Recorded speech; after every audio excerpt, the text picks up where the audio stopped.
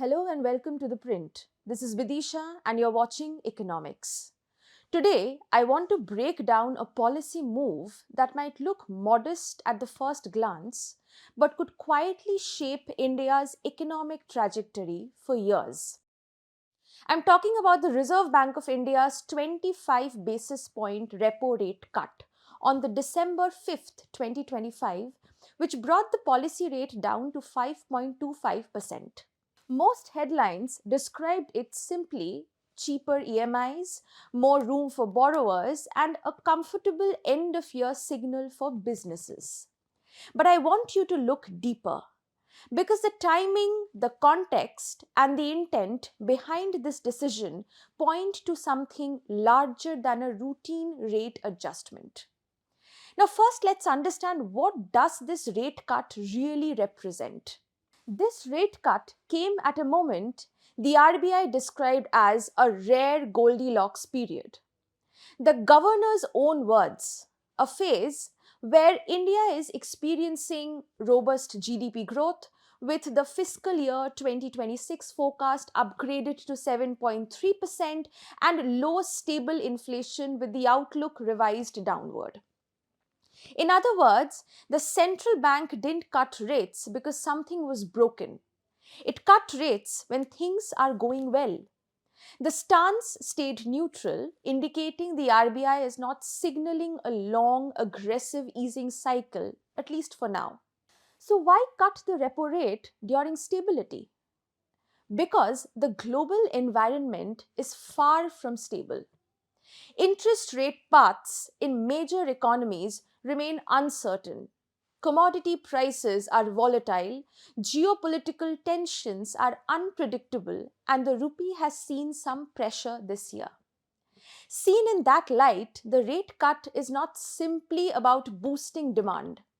It's about building cushion, creating space, and strengthening the economy before the global weather turns rough.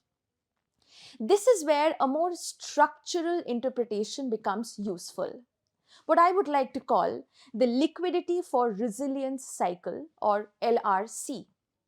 At its core, the LRC is the idea that liquidity, when created at the right time, becomes a strategic asset, not merely a tool for stimulating short-term demand. Instead of being used reactively, liquidity becomes preemptive protection. To understand this shift, let me introduce a simple analogy from differential equations in mathematical economics. And don't worry, this is going to be interesting. In differential equations, every system has two parts, the complementary function and the particular integral. Let's first begin with the complementary function. This is something that captures the deviations, the way the system returns to equilibrium after a shock. In economics, this is like policy responding to inflation spikes or growth slowdowns or even liquidity shortages. Most rate cuts throughout history behave like the complementary function. They fix deviations, they respond to problems. Now, coming to the particular integral. This part describes the system's long-run equilibrium. It shapes the baseline behavior, the underlying trajectory along which the economy moves over time. And this is what makes the December 5th rate cut so interesting.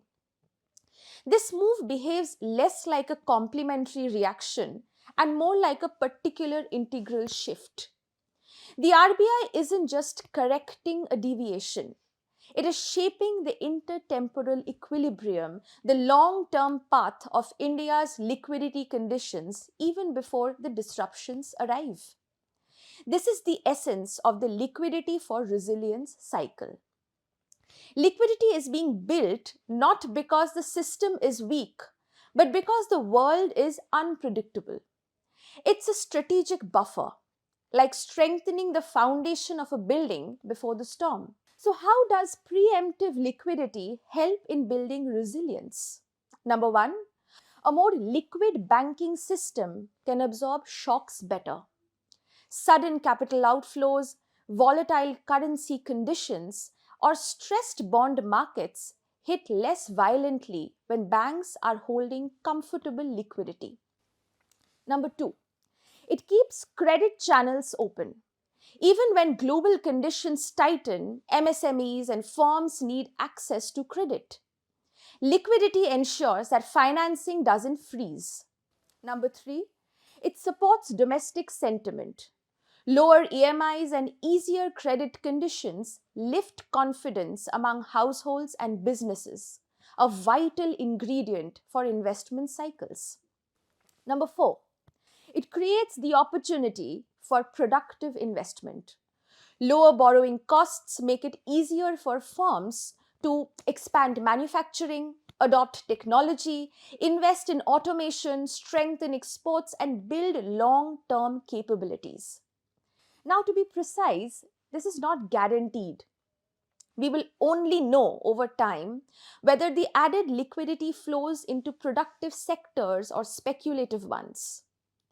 That's why banking discipline, credit supervision, and policy coordination matter enormously.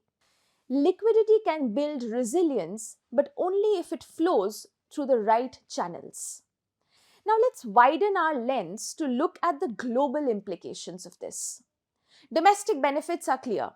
Cheaper loans, improved consumption sentiment, easier conditions for MSMEs, better investment appetite.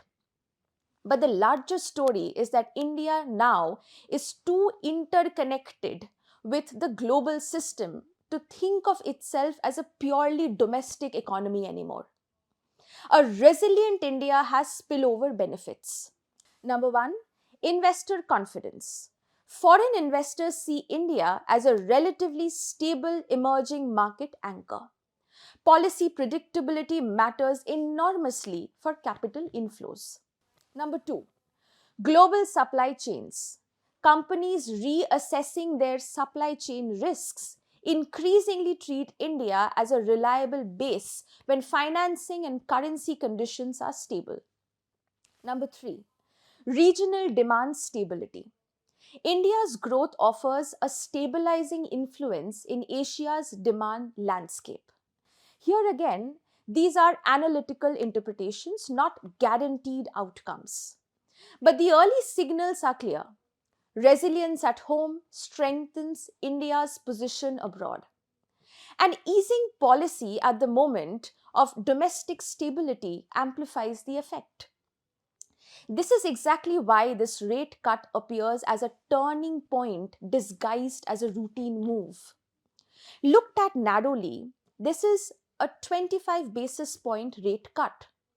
But viewed through a strategic lens, through the lens of a complementary function versus a particular integral, or short-term deviation correction versus long-term equilibrium shaping, it begins to look like a deeper shift. A shift towards proactive macroeconomic management, where India strengthens its financial foundations today for uncertainties that may arrive next year or even the year after.